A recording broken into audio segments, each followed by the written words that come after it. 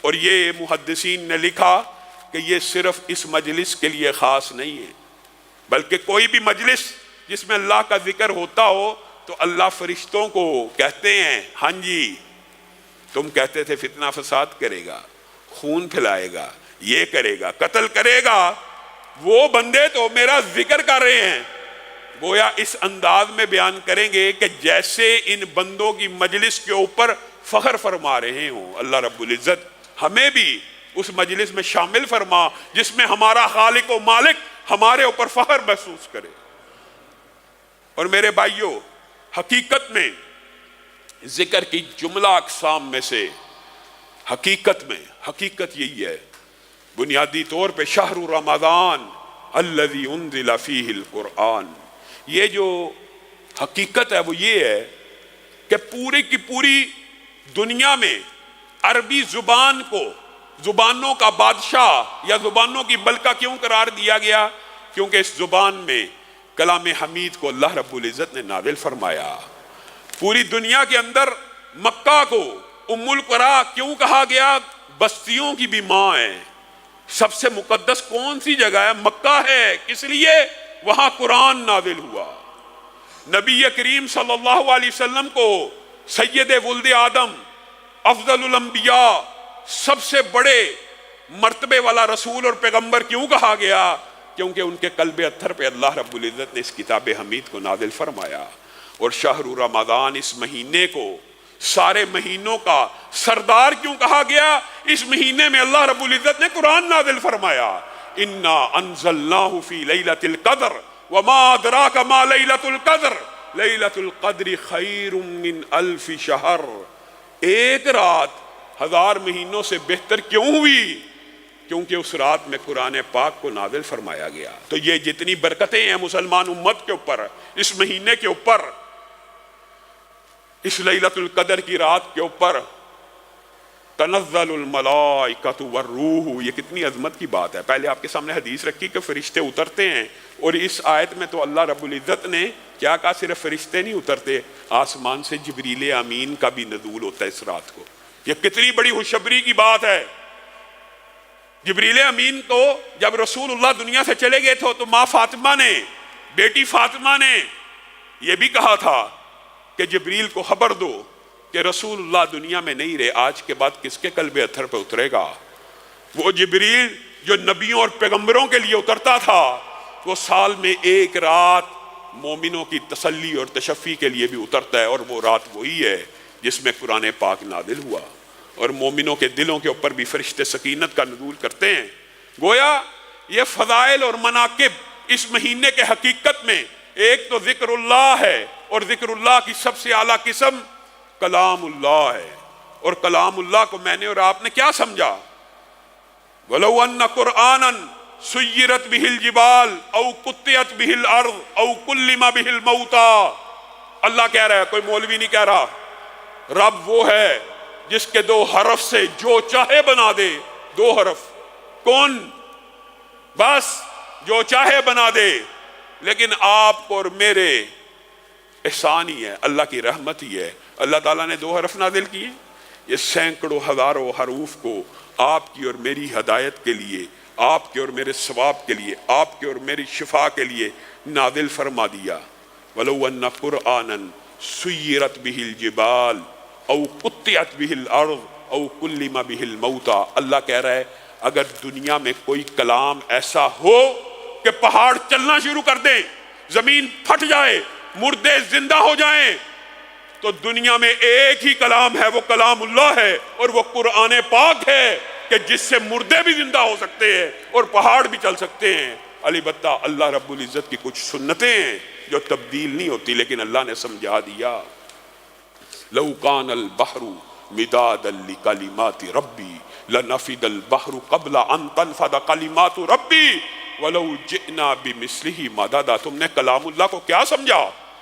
جس کلام کے 2 حرفوں سے کائنات کی ہر چیز تخلیق میں آتی ہے، تم اسی سے اعراض برتی بیٹھے ہو۔ اللہ کے کلمات کی عظمت اتنی، اللہ تعالیٰ کہہ رہے ہیں لو کان البحر مدادا لکلمات ربی، اگر 7 سمندر سیاہی بن جائیں اور 7 زمینوں کے درخت قلم بن جائیں۔ اللہ رب العزت اتنے قدیم اور ازلی ہیں، ان کے کلمات کو لکھنا شروع کریں، ان کے کلمات کی عظمت کو لکھنا شروع کریں، ان کی کلمات کی تعداد کو لکھنا شروع کریں۔ ان کے کلمات کا احاطہ یہ 7 سمندروں کی سیاہی بھی نہیں کر سکتی حقیقت میں۔ وَلَوْ جِئْنَا بِمِثْلِهِ مَدَدًا، صرف 7 سمندر نہیں، اتنے ہی سمندر سیاہی کے اور لے آؤ، اتنے ہی درخت قلموں کے اور لے آؤ۔ اس کلام کی عظمت کو نہ رقم کر سکتے ہو، نہ کلام اللہ کو احاطہ تحریر میں لا سکتے ہو۔ اسی لیے رسول اللہ صلی اللہ علیہ وسلم نے فرمایا تھا، بڑی مضبوط پناہ میں وہ شخص آ گیا جس نے کیا کہا، اعوذ بکلمات اللہ التامات من شر ما خلق، میں پناہ میں آتا ہوں اللہ کے جمیع کلمات کے۔ اور اسی لیے رسول اللہ صلی اللہ علیہ وسلم نے فرمایا، جو شخص 3 مرتبہ یہ کلمہ کہہ دے، ہمارا عقیدہ ہے، ہمارا ایمان ہے، جس جگہ پہ داخل ہو وہاں سے نکلتے تک اس کو کوئی چیز نقصان نہیں پہنچا سکتی، نہیں پہنچا سکتی۔ اور لو انزلنا هذا القرآن على جبل لرأيته خاشعا متصدعا من خشیۃ اللہ، ہمیں اللہ تعالیٰ مثالیں دے دے کے سمجھا رہا ہے۔ یہ قرآن اگر میں نے کسی سنگلاخ پہاڑ کے اوپر بھی نازل کیا ہوتا تو تم دیکھ لیتے کہ وہ پہاڑ اللہ کے خوف سے کپ کپا رہا ہے۔ اور یہ تلک الامثال نضربها للناس لعلهم یتفکرون، کہ شاید سوچ لیں، یہ آیت سن کے کچھ غور و فکر ہی کر لیں کہ یہ قرآن اگر پہاڑ کے اوپر بھی نازل ہوتا تو وہ اللہ کے خوف سے کب کبا جاتا۔ ثم قست قلوبکم من بعد ذلک فہی کالحجارہ، تم نے اپنے دلوں کو کیسا بنا لیا کہ پتھر ہو گئے۔ وَإِنَّ مِنَ الْحِجَارَةِ لَمَا يَتَفَجَّرُ مِنْهُ الْأَنْهَارُ، اور پتھروں میں سے بھی چشمے تو پھوٹ جاتے ہیں، اور پتھر بھی اللہ کے خوف سے گر پڑتے ہیں۔ تمہارے دلوں کا ابھی وہ وقت نہیں آیا کہ اللہ کے خوف سے کب کپا جائیں، اللہ کے کلام کی عظمت کو سمجھ لیں۔ آپ کو یہ عظمت اللہ تعالیٰ نے جگہ جگہ سمجھائی ہے۔ اِنَّا عَرَضْنَا الْأَمَانَةَ عَلَى السَّمَاوَاتِ وَالْأَرْضِ وَالْجِبَالِ فَأَبَيْنَ أَن يَحْمِلْنَهَا وَأَشْفَقْنَ مِنْهَا وَحَمَلَهَا الْإِنسَانُ إِنَّهُ كَانَ ظَلُومًا جَهُولًا۔ اللہ تعالیٰ نے بھی سمجھانے میں کوئی کسر نہیں چھوڑی۔ یہ کلام اللہ، یہ امانت خداوندی اللہ رب العزت نے کائنات کی ہر چیز کے اوپر پیش کی تھی، کسی نے اس کو نہ اٹھایا اور بچ گئے۔ انسان نے آگے بڑھ کے اس کو قبول کیا۔ یہ ایسا جاہل ہے، یہ ایسا ظالم ہے کہ قبول کر لینے کے بعد گمراہ ہوتا پھر رہا ہے۔ قبول تو کر لیا، دنیا میں کوئی ایک انسان ایسا بتلا دیجئے آج دھرتی کے اوپر، چاہے مسلم ہو غیر مسلم ہو، سب کو پتہ ہے ایک کتاب آسمان سے آئی ہے، تحقیق کریں، پہنچیں، حقیقت تک پہنچیں، تو آج تک تغیر و تبدل سے پاک ہے۔ امانت تو وصول کر لی لیکن امانت کا حق تو ادا نہ کیا۔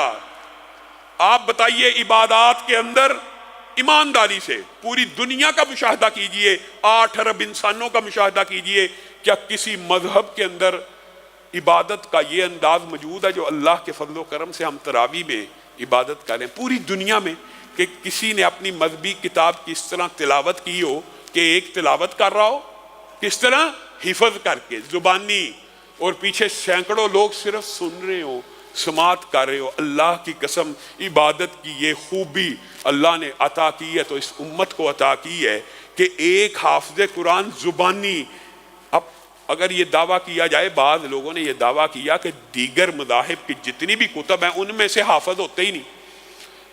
سکھ ہو، ہندو ہوں، عیسائی ہوں، یہودی ہوں، اپنی اپنی مذہبی کتابوں کے اندر ایک تو حافظ نہیں ہوتے۔ حافظ بہت زیادہ متن بھی یاد ہونا، بہت زیادہ متن بھی تو مفہوماً بیان ہوتا ہے، اور بہت زیادہ پکے بھی ہوں تو اس کی تلاوت کا یہ انداز نہیں ہے جو مسلمانوں کی تلاوت کا انداز ہے۔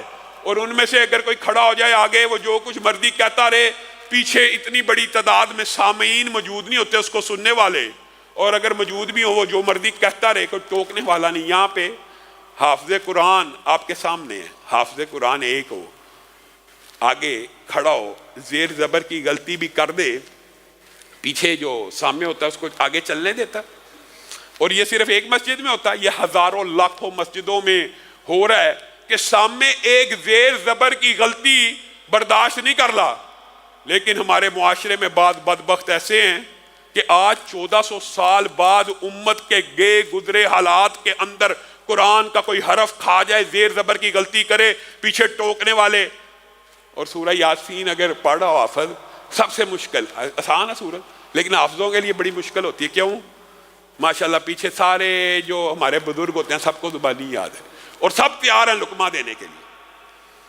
اب بتائیے ایک زیر زبر کی غلطی اور حرف کی غلطی آج کا مسلمان برداشت نہیں کر رہا، اور بعض بدبختوں نے کیا کہہ دیا، یہ قرآن ہی بدل گیا تھا جی صحابہ کے دور میں. معاذ اللہ، صحابہ نے برداشت کر لی تھی غلطی، اگلا غلط پڑھ رہا ہے اور پیچھے صحابہ نے غلط قرآن معاذ اللہ سن لیا اور کسی کو ٹوکنے روکنے کی ہمت نہ ہوئی. آج 1400 سال بعد بھی اس کتاب کا اور کلام کا پروٹوکول یہ ہے کہ ایک زیر زبر کی غلطی سے پاک اور صاف ہے. اور فضائل و مناقب تو اس قدر زیادہ ہیں کہ رسول اللہ صلی اللہ علیہ وسلم کے دور ہی کے اندر ایک شخص سورۃ کہف پڑھ رہا تھا تو اس کا گھوڑا بدکنا شروع ہو گیا. تو رسول اللہ صلی اللہ علیہ وسلم نے اس کو بتایا کہ یہ آسمان سے سکینت کا نزول ہوا تھا تیری تلاوت کی وجہ سے. اور دوسرا واقعہ جو آپ سب نے سنا ہوا مشہور، حضرت اسید کا، وہ تلاوت کر رہے ہیں، گھوڑا بدکنا شروع ہو گیا، پاس بچہ یحییٰ بیٹھا ہے، ڈر گئے کہ یحییٰ کو ٹانگ نہ لگ جائے. تلاوت کو کچھ دیر کے لیے معطل کیا، گھوڑا درست ہو گیا، پھر شروع کی، گھوڑا پھر بدکنا شروع ہو گیا، پھر شروع کی، پھر بند کی. بارہ ایسا ہوا، کہا پھر میں یحییٰ کے خوف کی وجہ سے کہ یحییٰ کو ٹانگ نہ لگ جائے میں نے تلاوت کو مؤخر کر دیا.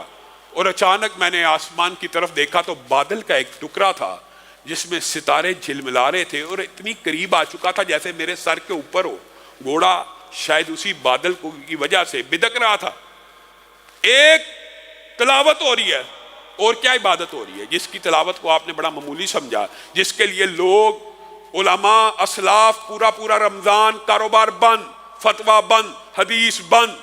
امام مالک سے سوال پوچھنے لوگ آتے ہیں، کہتے ہیں رمضان کے بعد جواب دوں گا، رمضان میں صرف قرآن کی تلاوت کرنا چاہتا ہوں. آج 20 دن گزر گئے ہیں، کتنے قرآن کتنی مرتبہ پڑھا ہے، کتنی مرتبہ پڑھا. حضرت اسید نے رسول اللہ کو یہ بات بتلائی کہ وہ بادل کا ایک ٹکڑا تھا جس میں ستارے جھلملا رہے تھے. پہلی حدیث کے اندر رسول اللہ نے کہا تھا سکینت کا نزول ہوا، اور ان کے جواب میں کیا کہا، اے اسید تجھے تلاوت جاری رکھنی چاہیے تھی، یہ آسمان سے مکرم ملائکہ کا ایک گروہ تھا جو تیری تلاوت سننے کے لیے آیا تھا. اللہ کی قسم اگر تو تلاوت جاری رکھتا صبح تک تو مدینہ کے لوگ ان فرشتوں کو ان کی بے تابی، بے چینی، بے قراری اور شوق و رغبت کی وجہ سے اپنی آنکھوں سے دیکھ لیتے ہیں.